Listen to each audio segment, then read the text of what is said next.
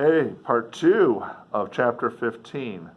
The creature's resolved to reveal himself to his protectors, quote unquote, his friends. We do know the reason for his anger, loneliness, abandonment. Victor has not been a good creator or father. Basically, Victor has not taken any responsibility for what he's done. He's run off. Oops, take off. Maybe it'll go away. Well, it didn't. And now he's got to sit here and listen to the story as the creature talks about his life. Here we go. Continuing on. I believe this is the 12th paragraph, chapter 15. Creature talking. Autumn passed thus. I saw with surprise and grief the leaves decay and fall, and nature again assumed the barren and bleak appearance it had worn when I first beheld the woods and the lovely moon. Yet I did not heed the bleakness of the weather. I was better fitted by my conformation for the endurance of cold than he. But my chief delights were the sight of the flowers, the birds, and all the gay apparel of summer. When those deserted me, I turned with more attention toward the cottagers. Their happiness was not decreased by the absence of summer. They loved and sympathized with one another, and their joys, depending on each other, were not interrupted by the causalities that took place around them. The more I saw of them, the greater became my desire to claim their protection and kindness. My heart yearned to be known and loved by these amiable creatures. To see their sweet looks directed towards me with affection was the utmost limit of my ambition. I dared not think that they would turn them from me with disdain and horror. The poor that stopped at their door were never driven away. I asked, is it true, for greater treasures than a little food or rest, I required kindness and sympathy, but I did not believe myself utterly unworthy of it. So he sees by their behavior that they are generous and kind people. Maybe he could actually reach out and have a friendship. The more he watches, the more alone he feels. And I think this is even true with some of social media sometimes. There's people on the outside who are observers, and they watch, and then they start measuring their life against the life they see on social media, much like the creature. And he wants to become a part of it. So here we go. The winter advanced, and an entire revolution of the seasons had taken place since I awoke into life. My attention at this time was solely directed towards my plan, so the creature's a year old, of introducing myself into the cottage of my protectors. I revolved many projects, but that on which I finally fixed was to enter the dwelling when the blind old man should be alone. I had sagacity enough to discover that the unnatural hideousness of my person was the chief object of horror with those who had formerly beheld me. My voice, although harsh, had nothing terrible in it. I thought, therefore, that if in the absence of his children I could gain the goodwill and mediation of old de Lacy, I might, by his means, be tolerated by younger protectors. Creature's smart, right? Introduce yourself to the blind man. He can't judge what you look like. And then once he accepts you, then introduce yourself, or have him introduce you, to the rest of the family, showing that you're safe, that you aren't this horrible, hideous thing. One day, when the sun shone on the red leaves that strewed the ground and diffused cheerfulness, although it denied warmth, Sapphy, Agatha, and Felix departed on a long country walk, and the old man, at his own desire, was left alone in the cottage. When his children had departed, he took up his guitar and played several mournful but sweet airs, more sweet and mournful than I had ever heard him play before. At first, his countenance was illuminated with pleasure, but as he continued, thoughtfulness and sadness succeeded.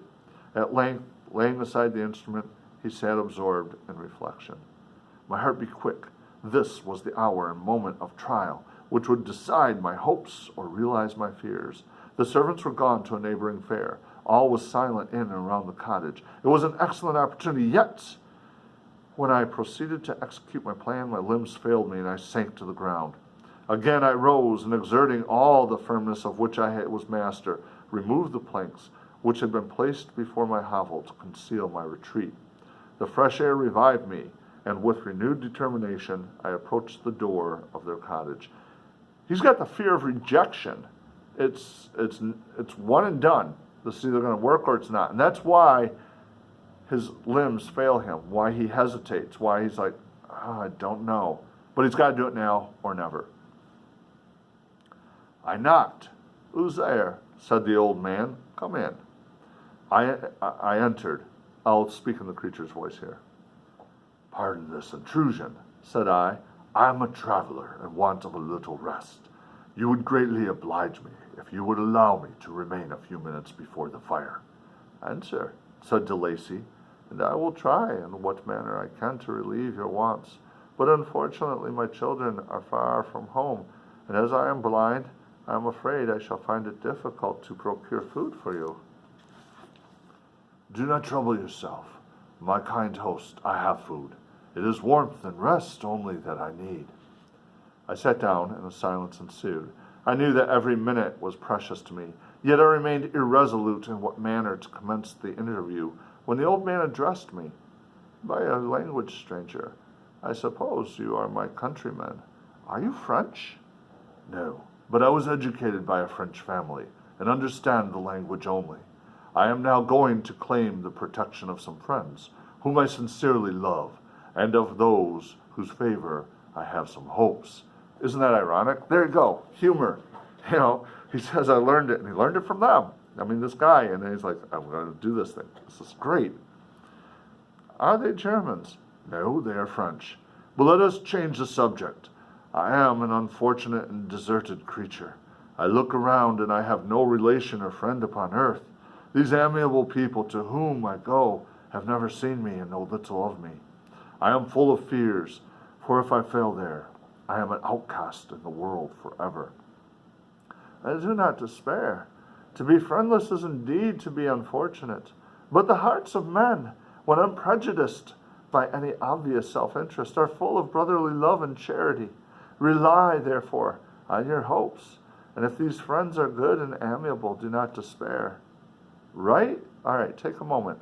Is what the old man says true? If so, make your claim, warrant, and data. If it's not true, if people are not unprejudiced, then make your claim, offer your warrant, and your data. Because look, he says, and I agree with him, to be friendless is indeed unfortunate. But then he says men are good when they're not prejudiced with self-interest. They have brotherly love. All right, let's continue then. They are kind. They are most excellent creatures in the world, but unfortunately, they are prejudiced against me. I have good dispositions. My life has been hitherto harmless and in some degree beneficial, but a fatal prejudice clouds their eyes, and where they ought to see a feeling and kind friend, they behold only a detestable monster. That is indeed unfortunate, but if you are really blameless, cannot you undeceive them? I am about to undertake that task, and it is on that account that I feel so many overwhelming terrors. I tenderly love these friends. I have, unknown to them, been for many months in the habits of daily kindness towards them, but they believe that I wish to injure them, and it is that prejudice which I wish to overcome.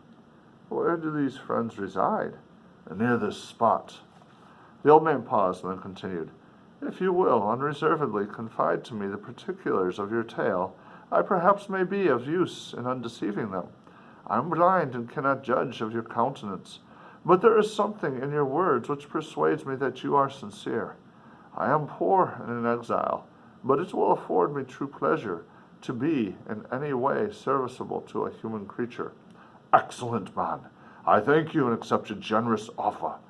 You raise me from the dust by this kindness, and I trust that by your aid I shall have not be driven from your society and sympathy of your fellow creatures.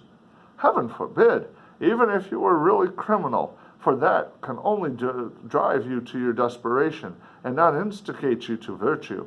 I also am unfortunate. I and my family have been condemned, although innocent. Judge, therefore, if I do not feel for your misfortunes. Right? The guy's empathetic. He's like, my life is parallel to yours. You're a stranger. I'm not going to judge you. How can I thank you, my best and only benefactor? From your lips first have I heard the voice of kindness directed toward me. I shall be forever grateful, and your present humanity assures me of success with those friends whom I am on the point of meeting. May I know the names and residence of those friends?"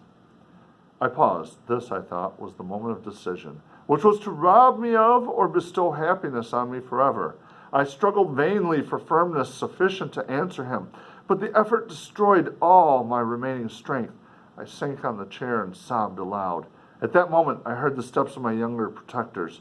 I had not a moment to lose, but seizing the hand of the old man, I cried, "Now is the time. Save and protect me. You and your family are the friends whom I seek. Do not you desert me in this hour of trial." "Great God!" exclaimed the old man. "Who are you?" At that instant, the cottage door was opened, and Felix, Sappy, and Agatha entered. Who can describe their horror and consternation on beholding me? Agatha fainted, and Sappy, unable to attend to her friend, rushed out of the cottage. Felix darted forward, and with supernatural force tore me from his father, to whose knees I clung. In a transport of fury, he dashed me to the ground and struck me violently with a stick.